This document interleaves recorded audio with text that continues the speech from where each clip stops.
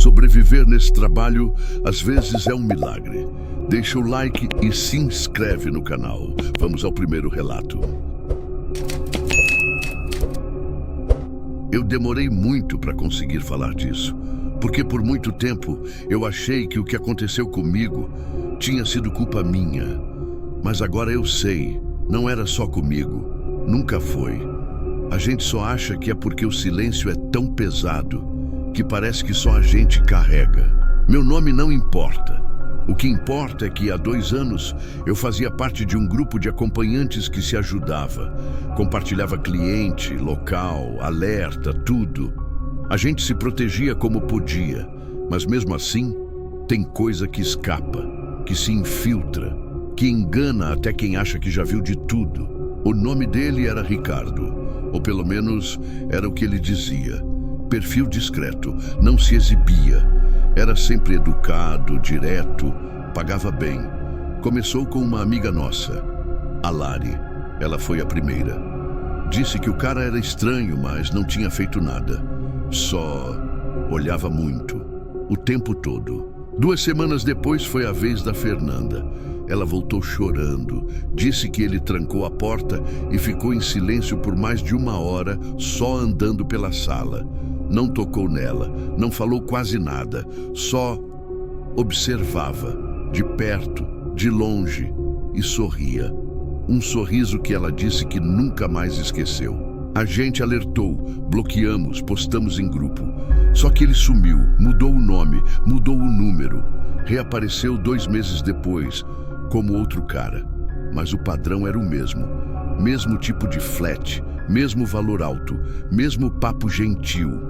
Só que agora, ele queria marcar comigo. Eu relutei, mas ele tinha todos os protocolos. Transferiu o valor adiantado, enviou RG, CPF, até foto com o rosto. Fiz o que sempre faço, checagem cruzada. Tudo parecia certo, talvez certo demais. E é aí que mora o perigo. Quando tudo parece limpo demais. O endereço era num flat novo no bairro de Moema. Edifício de alto padrão, portaria digital, corredor silencioso. Quase demais. Mandei localização para as meninas. Cheque de chegada. Tudo no esquema. Mas a hora que a porta fechou, eu soube. Soube que tinha dado ruim. Ele me recebeu sorrindo, como se fosse um velho amigo. Me chamou pelo nome, pelo apelido do grupo. Um apelido que só quem estava no grupo fechado saberia. E ali eu travei. Porque percebi que ele sabia mais de mim do que eu dele. Muito mais. O apartamento era frio. Não pela temperatura, mas pela ausência. Quase não tinha móveis, quase não tinha nada. Só uma mesa, uma cama e uma cadeira. Nada de quadros, nada de cor. E ele andando de um lado para o outro, como se ensaiasse algo, como se esperasse alguma coisa começar. Falei que precisava ir ao banheiro, ele disse, claro, e apontou. Mas antes que eu entrasse, ele trancou a porta da sala. Eu ouvi o clique, alto, sério, definitivo. Foi como se o som dissesse, agora é tarde. E foi. No banheiro tentei mandar mensagem, mas o celular estava desligado. Desligado mesmo, não travado, não com pane. Desligado. E eu juro, eu não desliguei, nem encostei. E quando fui tentar ligar, a tela não acendia mais, como se tivesse sido morto por fora. Abri a porta devagar. Ele não estava mais na sala, mas a cadeira agora estava virada para mim. No meio do caminho e sobre ela, meu celular, com a tela ligada, exibindo uma foto, eu, na porta do prédio, chegando, tirada de cima, como se alguém estivesse me vigiando antes de eu entrar. Meu corpo gelou, senti a mão formigar, mas o pior ainda viria. Ele apareceu atrás de mim, sem fazer barulho, só apareceu e falou, você é mais bonita de perto. Mas não é por isso que está aqui. Eu perguntei o que ele queria e ele sorriu. Aquele mesmo sorriso que a Fernanda descreveu. Ele disse, você vai ouvir algo, só ouvir, depois vai embora se conseguir. a porta trancada, as janelas trancadas. Mas mesmo assim, ele disse se conseguir. Aquilo não era ameaça, era certeza.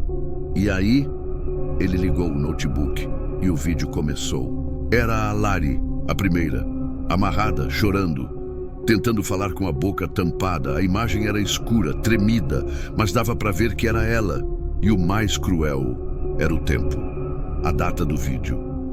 Aquilo não era antigo, era de 5 dias antes. Desviei o olhar, tentei correr. Ele me segurou, apertou meu braço com força, me jogou na cadeira e falou: "Você vai ver até o fim, ou vai ser o próximo." Eu gritei, chutei, esperneei e ele riu, como quem já sabia que não adiantava. Mas adiantou, porque o grito foi ouvido de verdade. A vizinha do andar de cima era idosa e já tinha feito BO contra barulhos estranhos no mesmo flat semanas antes. Ela ligou para a portaria chamou a polícia e enquanto ele ainda ria, ouviu o interfone tocando. Ele travou, ficou imóvel. O riso sumiu, o olhar virou outra coisa.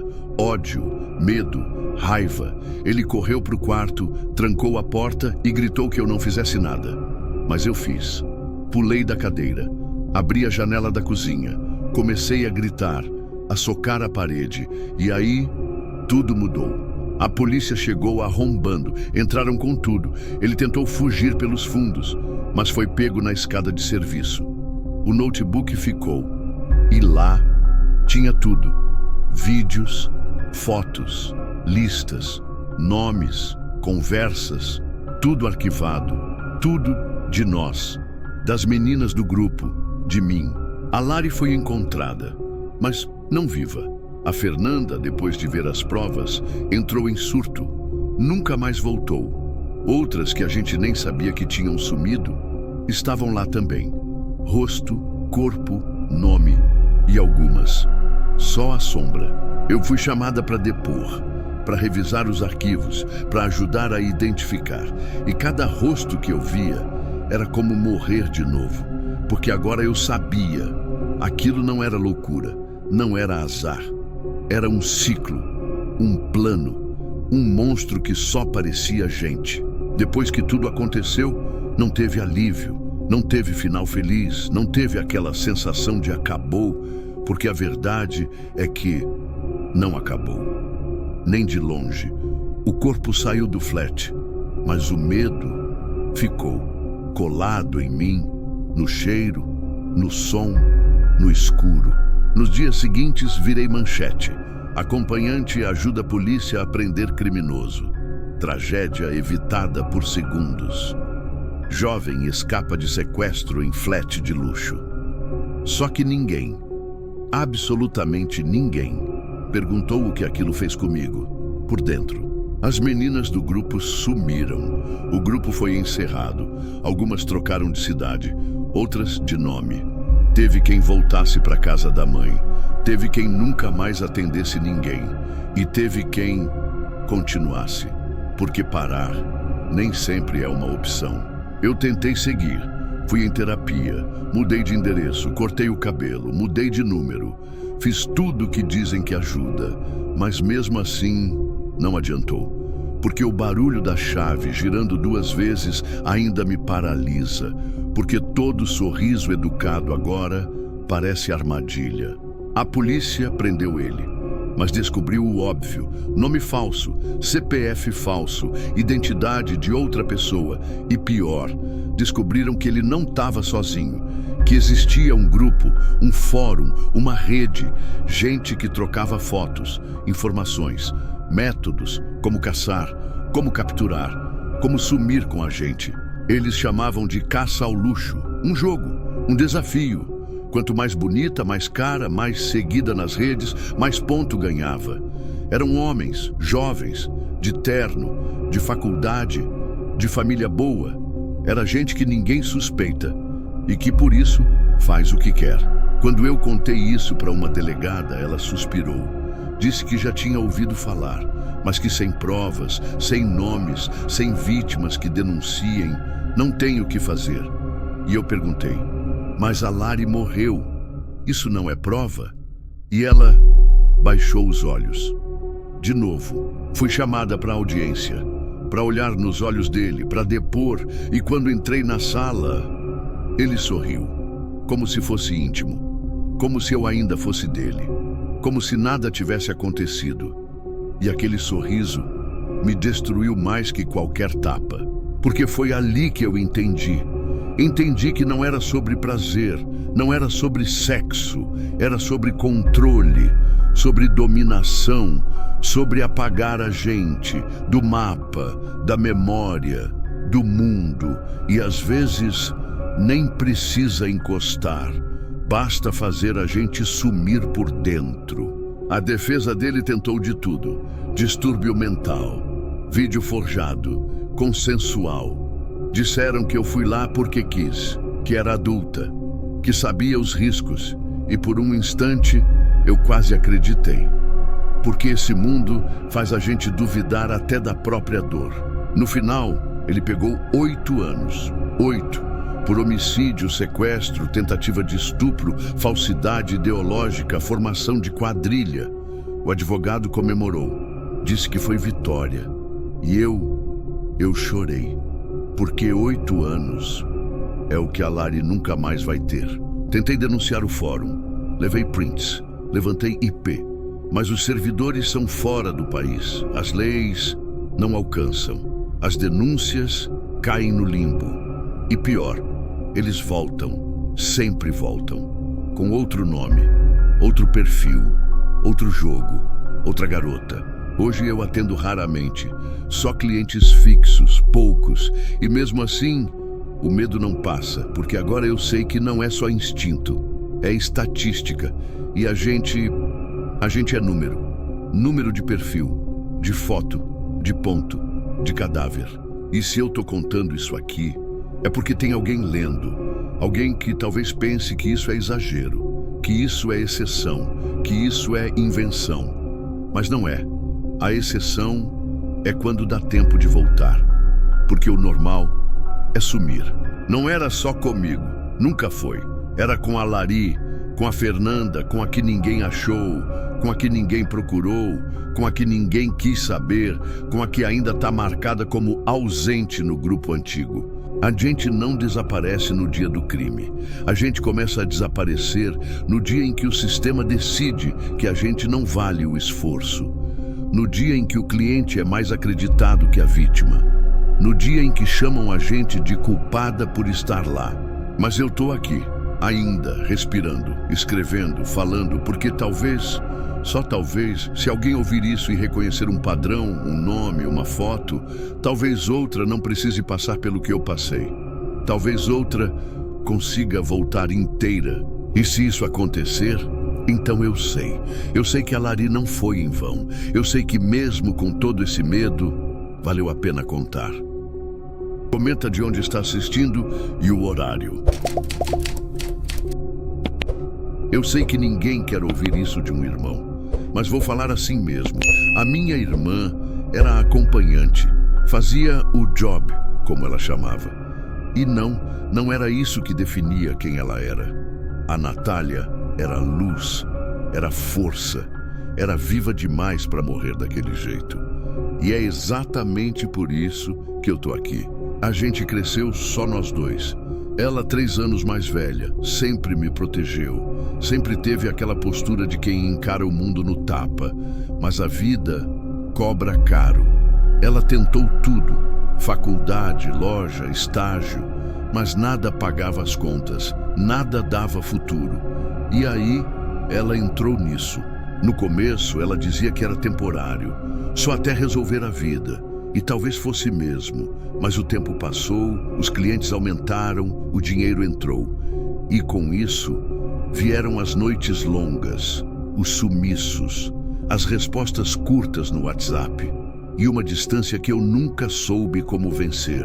A última vez que vi ela sorrir de verdade foi num domingo, na casa da nossa mãe.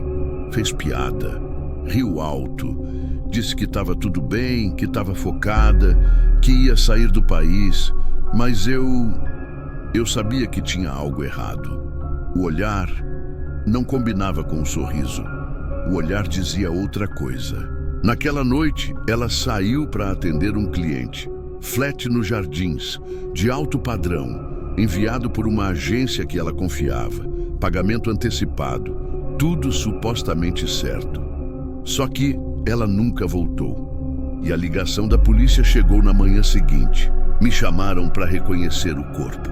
Só que não foi isso que me destruiu. O que acabou comigo foi o jeito como disseram. Ela estava sem documentos, roupas rasgadas, sinais de luta, mas sem marcas de abuso evidente. Como se o que não estivesse lá justificasse o que estava.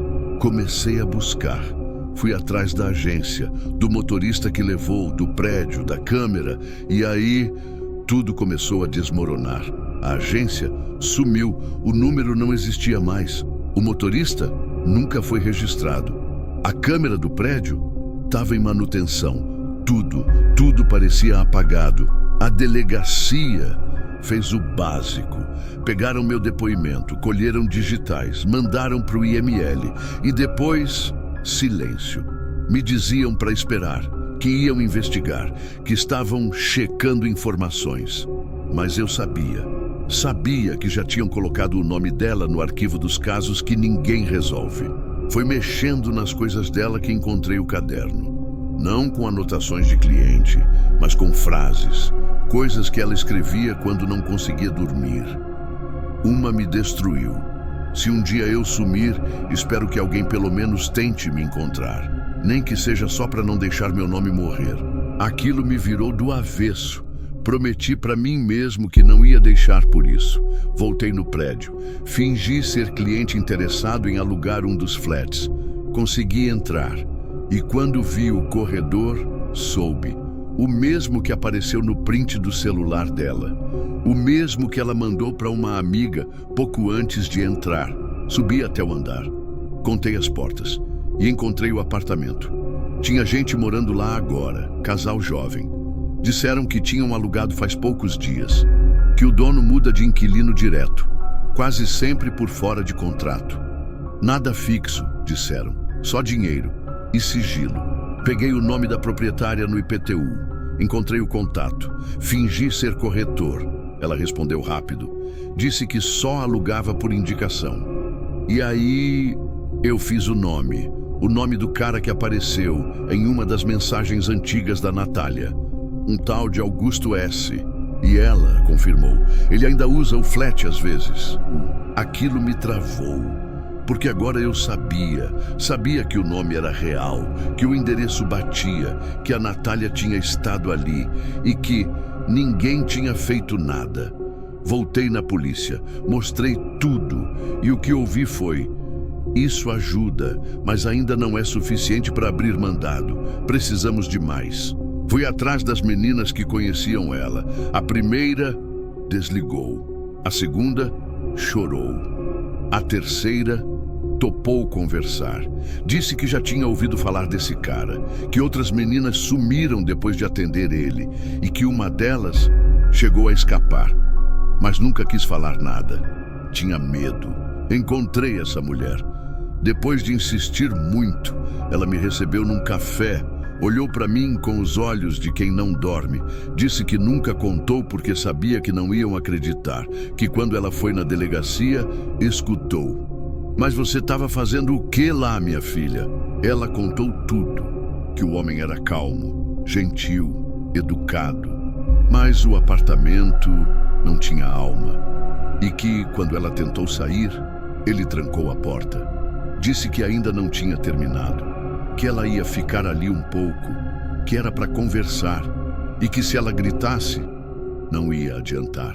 Ela só conseguiu fugir porque mordeu ele, machucou feio e correu, deixou bolsa, celular, tudo. Disse que fez BO, mas o nome não existia no sistema. E o flat, quando voltaram dias depois, estava vazio, sem rastro, sem sangue, sem digitais. Como se nada tivesse acontecido. Ela me olhou e disse: a tua irmã não foi a primeira, mas pode ser a última, se você continuar. E foi isso que eu fiz. Comecei a cruzar nomes, a rastrear contratos. a seguir os rastros digitais, e cada pista que eu encontrava me levava para uma parede, mas eu não parei. Até que encontrei o CPF falso, um deles, vinculado a 4 apartamentos, 3 nomes diferentes, mesma data de nascimento. E num deles, uma filmagem, rápida, turva, mas clara o suficiente. Era ele, o homem que a Natália ia atender, o mesmo rosto que apareceu no print do site da agência. Com a imagem do rosto dele em mãos, voltei à delegacia. Mostrei tudo. A sequência de nomes falsos, os endereços, o CPF clonado, os prints da Natália. O policial olhou aquilo como quem olha um papel amassado. Disse: "É forte, mas ainda não garante prisão." E eu quase ri, de desespero. Eu perguntei o que precisava mais. Ele me disse: "Testemunha direta, alguém viva que fale." E foi aí que eu lembrei da mulher do café. Liguei, implorei. Disse que não precisava expor ela, só precisava da voz, um depoimento, qualquer coisa. E ela topou, mas com uma condição: anonimato total. Gravei tudo, o relato dela, os detalhes do flat, o nome do homem, as datas, o mesmo modus operandi. Entreguei para a polícia e pela primeira vez senti que eles se mexeram. Disseram que iam acionar o MP, que iam tentar pedir mandado, que agora tinha alguma coisa concreta. Enquanto esperava, fui até os prédios listados. Falei com porteiro, faxineira, síndico, sempre na surdina. E num deles, uma mulher me chamou de canto. Disse que lembrava da minha irmã, que já tinha visto ela lá antes e que ouviu gritos naquela noite. Coisa feia, moço, mas a gente aqui não se mete.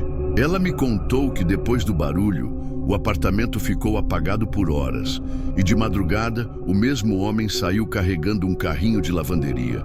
Disse que parecia pesado, que o braço dele tremia e que aquilo não era roupa, era corpo. Mas ninguém fez nada, porque não era da conta.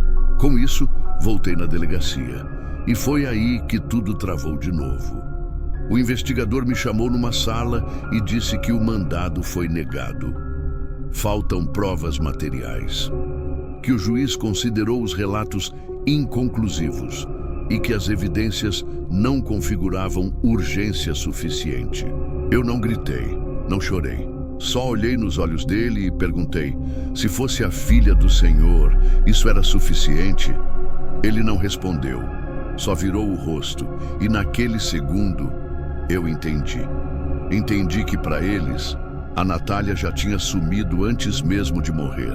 Porque para esse sistema, mulher que faz o job não é vítima, é culpada, é descartável, é problema dela, não é irmã, não é filha, não é ser humano. E é por isso que esses caras continuam. Porque sabem que ninguém corre atrás, que ninguém liga, que ninguém vai até o fim. Mas eu fui, porque não era só por ela, era por todas, por cada uma que desapareceu, por cada corpo jogado em beira de estrada, por cada BO que nunca virou investigação, por cada pai que ainda espera uma ligação, por cada irmão que não sabe onde enterrar o luto. Fiz denúncia pública, soltei tudo na internet, imagens, relatos, prints, postei como anônimo, viralizou, ganhou mídia, e foi só aí, que começaram a agir, porque o que não sensibiliza pela dor, move pelo constrangimento. Com a pressão, o mandado saiu. Foram até o último endereço ativo. O flat estava vazio, mas encontraram sinais, marcas de amarração, manchas no chão, um computador com histórico apagado, um HD escondido atrás do armário. E lá estavam os vídeos, não só da Natália, mas de outras, muitas, algumas identificadas, outras nunca registradas. E entre os vídeos, o dele, sorrindo para a câmera, como se fosse um troféu, como se cada rosto filmado fosse uma conquista, um prêmio, uma confirmação de poder. O mandado de prisão foi expedido, mas ele já tinha sumido, fugido, desaparecido como quem sabe o caminho, com um documento novo, nome novo, país novo. E aí, a história mudou de nome. Virou Foragido Internacional. Mas para mim, era só covarde. Só um predador solto. Depois disso, a imprensa parou. O caso esfriou. A polícia deu por encerrado. E eu continuei. Continuei porque o corpo da minha irmã não foi encontrado. Porque minha mãe ainda sonha que ela vai voltar. Porque todo dia alguém pergunta, já teve notícia? E a resposta sempre dói igual. A Natália não foi a única. E se nada mudar, não vai ser a última. Porque enquanto o sistema seguir escolhendo quem merece ser salvo, o resto vai continuar morrendo em silêncio. Morrendo antes da morte. Morrendo no julgamento. Morrendo na omissão. Eu não quero pena. Não quero like. Não quero manchete. Só quero que alguém leia isso e entenda que essas mulheres não somem por acaso. Elas somem porque tem gente fazendo elas sumirem. E porque tem muita gente que prefere não ver. E se alguém em algum lugar se lembrar da Natália, então ela não sumiu de verdade. Porque o que esses caras mais querem é apagar até o nome. E eu não vou deixar. Nunca. Tem gente que acha que o pior é quando tem violência, mas nem sempre é. Às vezes, o pior é quando não encostam em você, quando não dizem nada, quando tudo é calmo demais, controlado demais, como se alguém tivesse ensaiado cada segundo para te deixar exatamente onde quer. Eu trabalhava como acompanhante de luxo. Atendimento selecionado, perfil controlado, pré-agendamento com protocolo, nada de último minuto, nada de surpresa. E foi exatamente por isso que esse caso me quebrou, porque não foi o tipo de terror que a gente espera. Foi outro, mais frio, mais limpo. O cliente chegou pelo site, formal, direto, educado, nada de cantada, nada de vulgaridade. Disse que me acompanhava há meses, que admirava meu profissionalismo, que queria um atendimento tranquilo, conversa, vinho, massagem, pagamento adiantado, quase gentil demais. Peguei as informações, nome, RG, redes sociais, tudo parecia em ordem. O CPF batia com o nome, a foto era condizente, tinha conta no LinkedIn, médico, cardiologista, com foto de jaleco e tudo, e eu, como sempre, mandei a localização em tempo real para 2 amigas. Tudo sob controle. O flat era em Pinheiros, novo, alto padrão, recepção com atendimento digital. Subi direto para o 8º andar, e quando ele abriu a porta, parecia ainda mais simpático pessoalmente. Alto, grisalho, bem vestido, um leve sotaque mineiro, e o olhar direto, mas sem agressividade. Ainda, o apartamento era sóbrio, limpo demais, branco demais. Parecia apartamento decorado de imobiliária. Tudo no lugar, nada pessoal, nem uma foto, nem uma peça de roupa fora do armário. Era como entrar num cenário montado. E eu senti, lá no fundo, algo não encaixava. Conversamos. Ele ofereceu vinho. Não aceitei. Disse que preferia a água. Ele respeitou.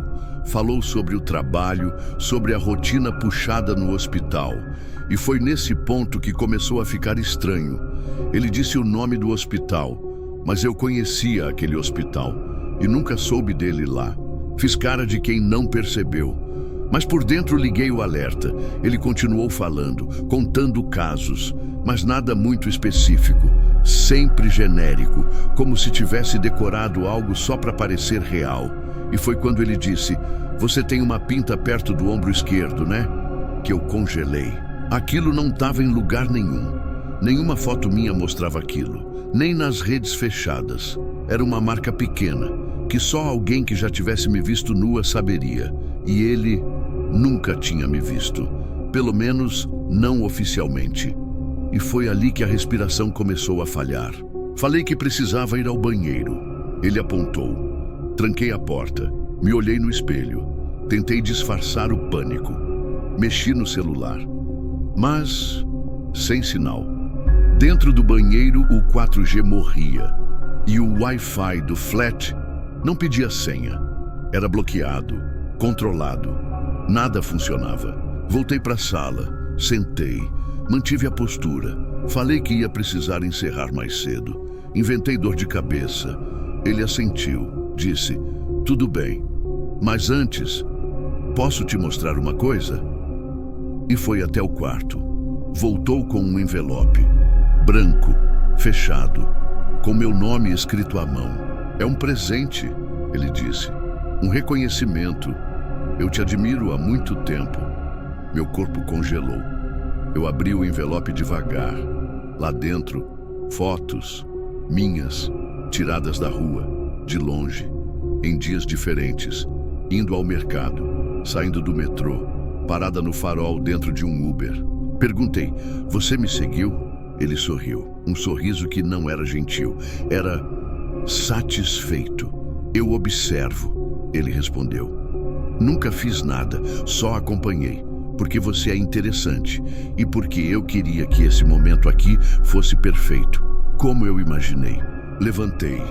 Disse que ia embora. Ele não impediu, mas quando cheguei à porta, percebi. Não tinha tranca, não tinha fechadura convencional. Era digital, sem maçaneta visível. E ele, lá de trás, falou: calma, eu te libero. Só queria que soubesse que foi especial. Fiquei parada. A mão tremia. O medo não era de ser agredida, era de não entender o que estava acontecendo, o que ele queria de verdade. Porque tudo aquilo, aquela vigilância, não era sobre desejo, era sobre controle, sobre ver até onde ele podia ir sem encostar. Ele se aproximou, lento, sem ameaçar, só com aquele olhar de quem tem a certeza de que ninguém vai impedir. E disse: você nunca percebeu, mas já esteve perto de mim mais de uma vez. Na padaria, no saguão daquele hotel no centro, na fila do mercado. Eu sempre estive por perto. Naquele momento eu entendi o que ele queria. Não era o meu corpo, não era sexo, era algo pior. Ele queria que eu soubesse, queria me mostrar que ele esteve perto, que ele sabia tudo, que tinha poder e que mesmo assim eu nunca percebi. Ele queria ser visto por mim como um fantasma que finalmente tirou a máscara. Eu respirei fundo, fingi calma, sentei de novo, disse que entendia, que só estava assustada porque era novidade. Fiz voz mansa, olhar baixo, como se tivesse baixado a guarda.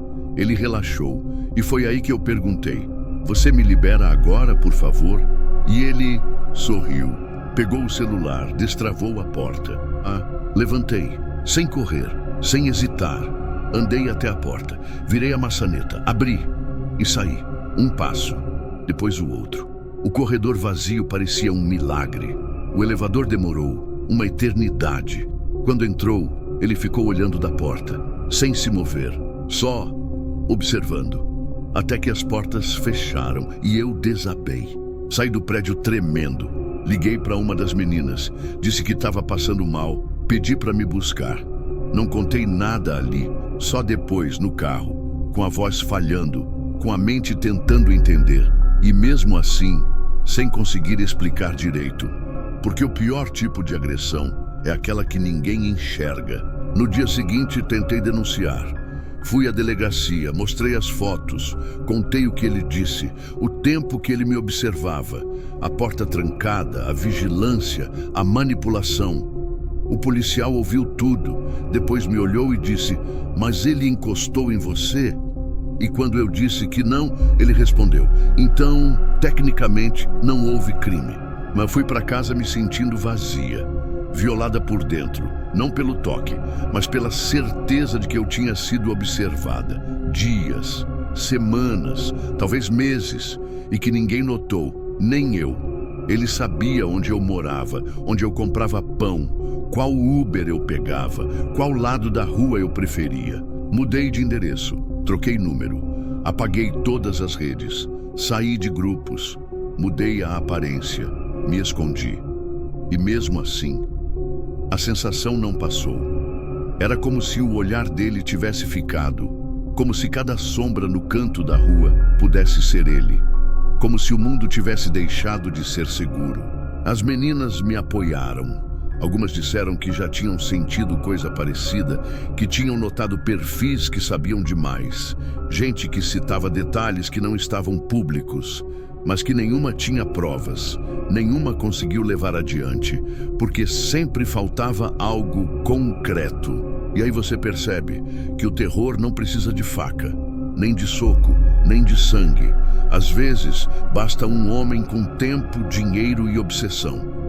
E um sistema que só acredita quando a gente já está no chão, quando tem corpo, quando tem lágrima em rede nacional. Hoje eu não atendo mais, tô fora do meio. Recomecei de outro jeito, mas até hoje evito espelho perto da janela. Não deixo cortina aberta. Nunca repito o mesmo caminho 2 vezes. E toda vez que alguém sorri demais no metrô, eu me afasto. Porque o que ele fez foi mostrar que, no fundo, a gente nunca sabe quem está olhando. E pior, que às vezes já está te observando há muito tempo. Faz um tempo que eu parei. Mas tem coisa que a gente leva com a gente mesmo quando acha que deixou para trás. E toda vez que alguém me pergunta por que larguei tudo, eu nunca conto a verdade. Porque parece mentira. Porque é o tipo de história que, quando a gente termina de ouvir, fica em silêncio. Na época eu atendia sozinha, sem agência, sem grupo, sem ninguém no meio. Tudo via site e contato direto. Eu fazia o que precisava e por um bom tempo funcionava. Eu me sentia segura, tinha meu processo, minhas checagens, tinha controle. Até o dia em que eu descobri que o controle era só ilusão. Ele apareceu como qualquer outro. Perfil com nome normal, nada forçado. Médico, solteiro, cansado da rotina. Queria um encontro calmo, conversa, jantar, talvez um vinho. Nada agressivo. E o jeito que ele escrevia parecia íntimo. Como se já me conhecesse, mas não do jeito esquisito, do jeito envolvente. Fez o pagamento adiantado, mandou RG, número de CRM, nome completo. Eu pesquisei, tudo batia. Foto no site do hospital, perfil no LinkedIn, publicações médicas, até entrevistas no YouTube.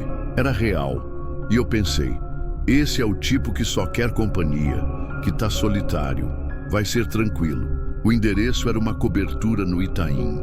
Um prédio com portaria 24 horas, recepção decorada, elevador privativo. Cheguei no horário.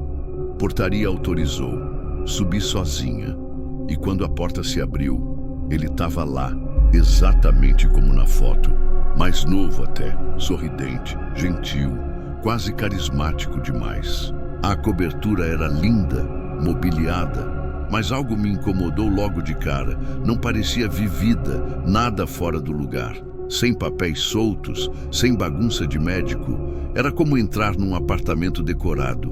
Tudo certo demais. Eu estranhei, mas não deixei transparecer. Conversamos na sala. Ele perguntou se eu queria vinho. Recusei. Ele não insistiu.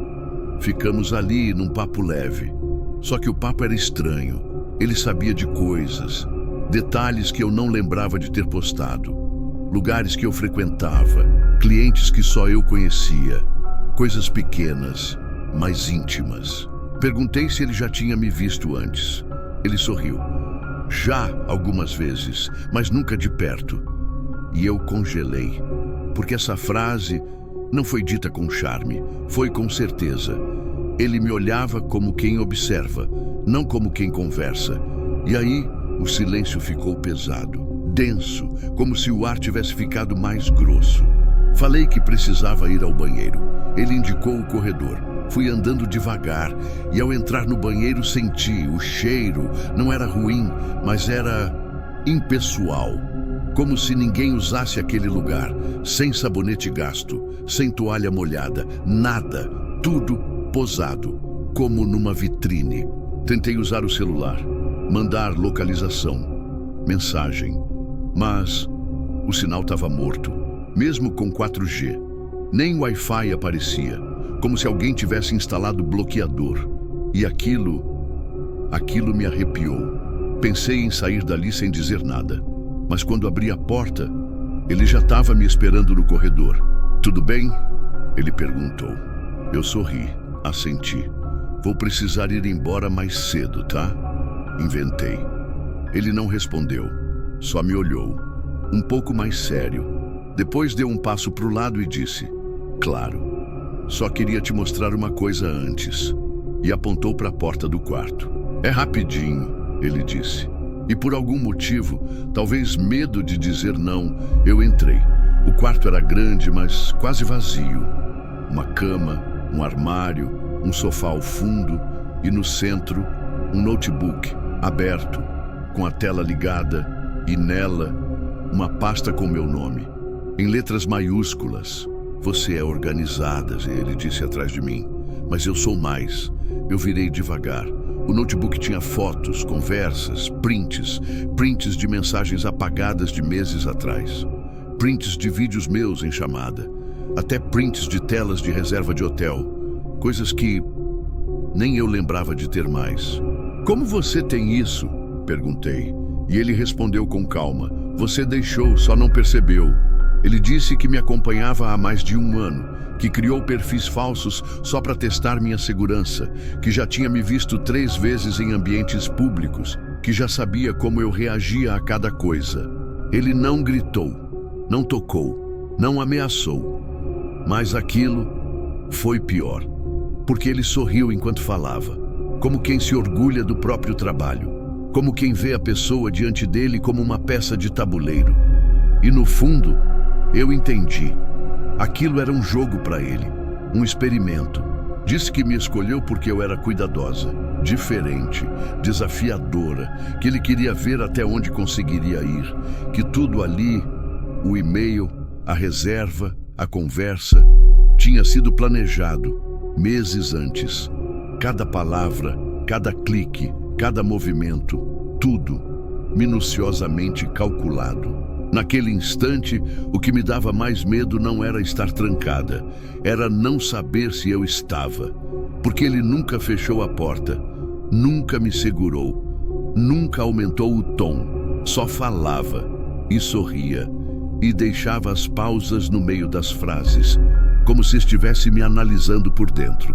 Fingi calma, olhei as fotos com neutralidade, disse que era invasivo, mas que entendia a curiosidade. Tentei transformar aquilo numa conversa, como se fosse parte de uma dinâmica qualquer, uma simulação, um papel. A única coisa que me mantinha em pé era fingir que eu ainda tinha algum controle. Ele pareceu gostar da minha reação e disse: é por isso que eu escolhi você. A maioria reage, você se adapta. E isso foi o que mais me deu nojo. Saber que para ele tudo aquilo era um teste. Que talvez eu nem fosse a primeira, que talvez houvesse um padrão, um ciclo, uma planilha com nomes. Falei que precisava ir, que já tinha passado do horário. Ele concordou, caminhou até a porta, destrancou, sem hesitar. Espero que tenha aprendido alguma coisa hoje, ele disse. E aquilo me seguiu até o elevador, até a rua, até o táxi. E por semanas depois, voltei para casa com a pele arrepiada. Tomei banho por horas, mas não adiantava. A sujeira não estava na pele, estava nos pensamentos, na sensação de que tudo que eu fazia era observado, que alguém ainda assistia, que ele ainda estava lá, em algum lugar, esperando a próxima vez. Tentei denunciar. Levei os prints, o e-mail, o endereço, mas não havia crime. Não havia lesão, ameaça direta, nem roubo. Apenas excesso de zelo. Palavras da delegada. Me disseram que, se ele não usou os dados para me extorquir, não havia o que fazer.